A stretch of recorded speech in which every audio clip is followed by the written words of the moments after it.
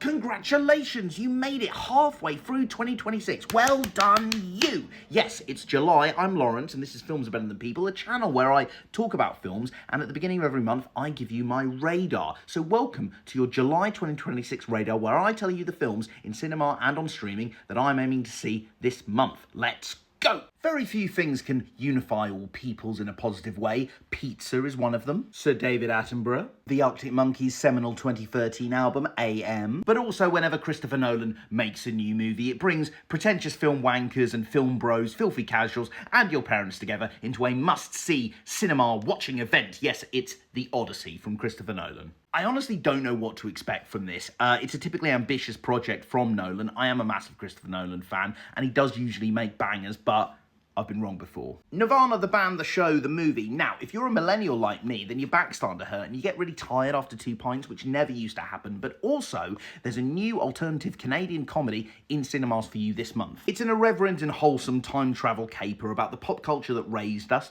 the pop culture that ushered us into our 20s, and where we are now as this weird, in-between generation. It might be an acquired taste, but I'm going to give it a shot. Spider-Man Brand New Day.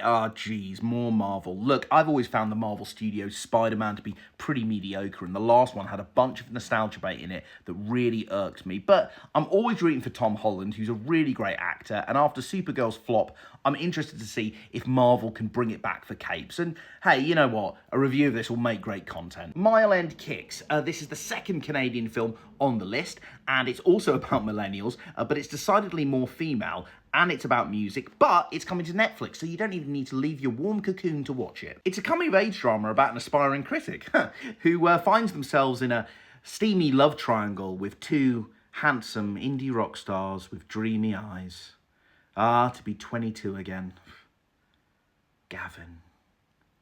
Sorry, anyway, I haven't watched anything like this in a while, and it looks really cute, so I'm in. The Invite. Now, the truth is that I saw this last week at a preview, but it gets a general release next week, so I already know what I think about it, and after Olivia Wilde's mixed reception to Don't Worry, Darling, she's really bounced back in the director's chair. This is an imperfect but really fun and charisma-laden, sexy dramedy. It's a really good date movie, and I might just give you a review next week. And finally, Evil Dead Burn. There's a lot of influencer, elevated horror around these days, changing Hollywood, but why don't we get back to a good, schlocky, splattery, old-school horror IP? Evil Dead is a fairly reliable franchise when it comes back, so let's strap on the chainsaws and get groovy. Like and subscribe to Films Are Better Than People. Happy July, bye!